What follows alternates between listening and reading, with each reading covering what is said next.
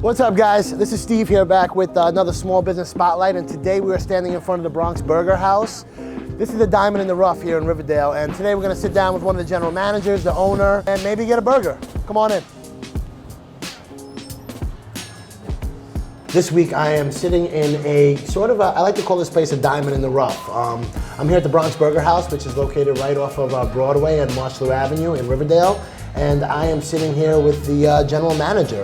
Would you like to introduce yourself? Hi, my name is Laura Levine. I am manager of Bronx Burger House, and thank you for doing this here. Thank you, we appreciate it. It's my pleasure. You know, I'm a local real estate agent. I'm a business owner. I'm from this neighborhood, so you know, I've frequented this place so many times that I figured it was a good spot for me to come and do my next interview. Thank you. So tell me, how long have you been the manager here?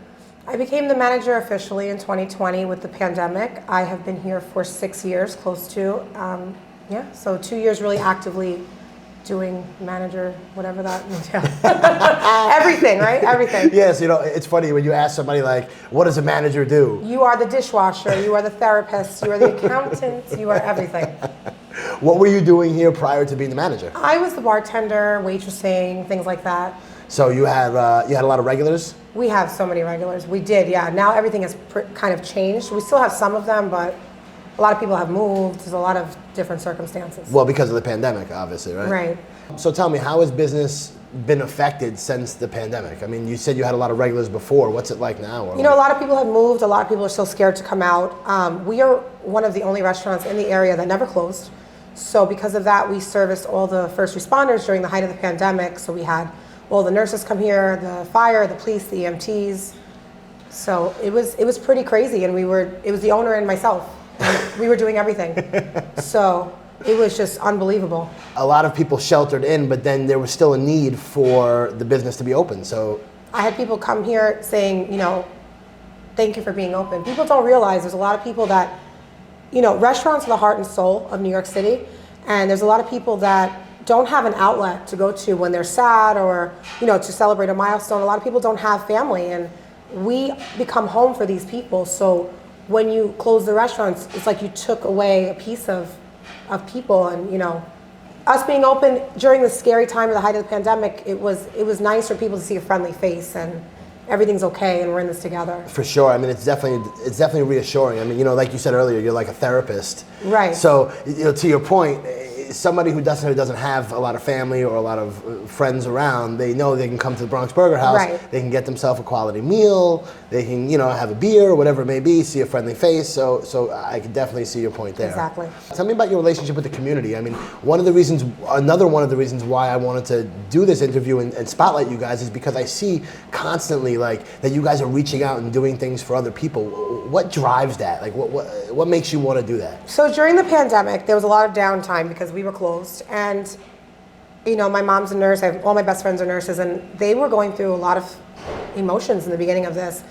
And I said, you know what, let me use the platform. I'll post, like, I'm going to take collections for, you know, socks or candles or snacks or anything for the nurses. And the response was just like overwhelming. I mean, the place was like flooded with donations. We brought meals to various hospitals in the community, to firehouses, to police stations, and it just took off. Like, it really just took off with the community work. So you were basically identifying a need, people who needed things, and you said, you know what? Hey, customers, if you want to come and help these people, then this is what we're going to do. Is that kind of how it...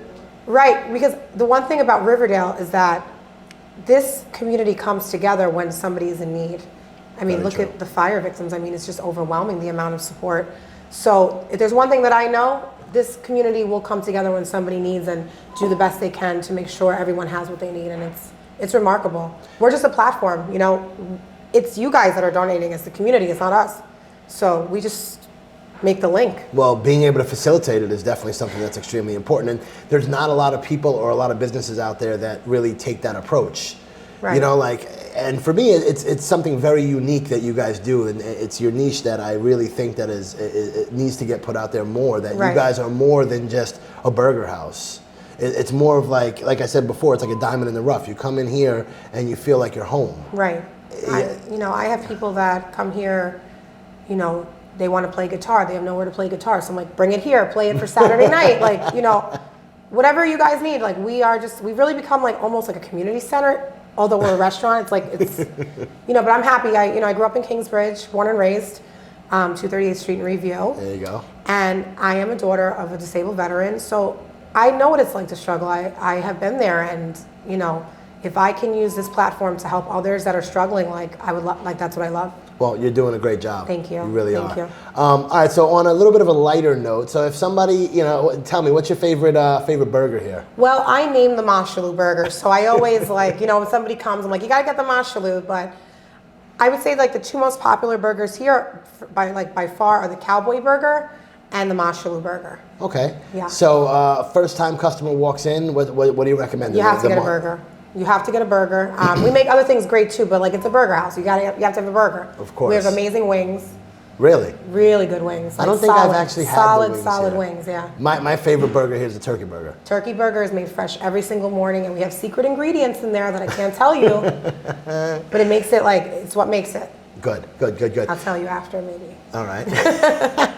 So where do you see the next 3, 6, 9, 12 months for the Bronx Burger House? So if somebody wanted to support, or how do they, what's the best way for somebody to come in and support besides, just coming in and having a burger? So the last 2 years have proven to me that this is a roller coaster, and nobody can predict what's going to happen next, right? So right now our goal is to stay in business, to keep doing what we do for the community, and right now, Grubhub, Seamless, DoorDash, Uber Eats, we deliver on. They're great platforms, and they have essentially kept us going throughout the pandemic. But if you can, come and physically pick up, so we don't have to eat those charges. Because they do charge between 20 to 25%. Yep. So if you can, we offer curbside for people who are, nervous about coming in and dining in. Just come in, dine in, take out, curbside pickup. That helps us a lot. Yes. Gotcha. And social media wise, one of the things that I like to do is, if I see a post or a business that I frequent, what I do is like to share their posts. Right. Share our posts. We have gift cards available, things like that. So, I have an amazing staff here. They're all family oriented. I don't want to cut anybody's hours.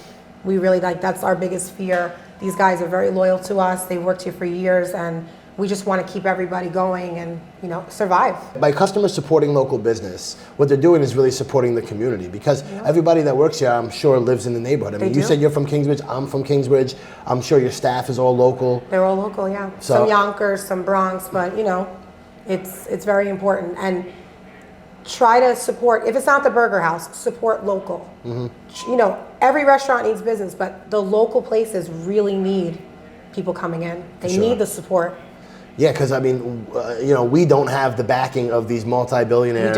We don't. That set a budget for 2022 and pay for the TV spots and all this. I agree 100%. I don't want any more empty storefronts.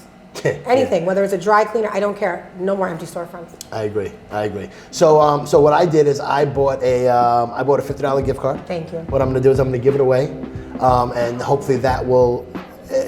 This video will kind of get the name out there a little bit more, and drive some business your way. That's really my goal. Thank you so much, Steve. It was my pleasure. Thank you so much. Thank you for your time. Thank you. I'm Andre, one of the partners at the Bronx Burger House. Come in and try one of our burgers.